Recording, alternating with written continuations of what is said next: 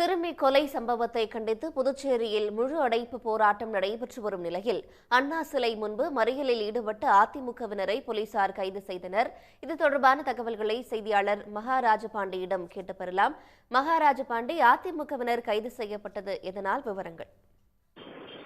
நிச்சயமாக புதுச்சேரி சோலைநகர் 9 வயது சிறுமி கொலை செய்யப்பட்ட சம்பவத்தில் போலீசாரையும் உள்துறை அமைச்சரையும் கண்டித்து சிறுமிக்கு உரிய நீதி கிடைக்க வலியுறுத்தி புதுச்சேரியில் இந்திய கூட்டணி கட்சிகள் மற்றும் அதிமுக சார்பில் இன்று முழு அடைப்பு போராட்டம் நடைபெற்று வருகிறது. இந்த போராட்ட காரணமாக புதுச்சேரியில் முற்றிலுமாக பொதுமக்களின் இயல்பு வாழ்க்கை பாதிக்கப்பட்டிருக்கிறது.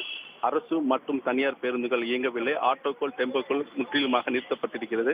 புதுச்சேரியில் எப்போதும் பரபரப்பாக காணப்படும் நேரு வீதி, காந்தி வீதி, மிஷின் வீதியில் இருக்கும் வணிக நிறுவனங்கள், கடைகள் அடைக்கப்பட்டிருக்கிறது.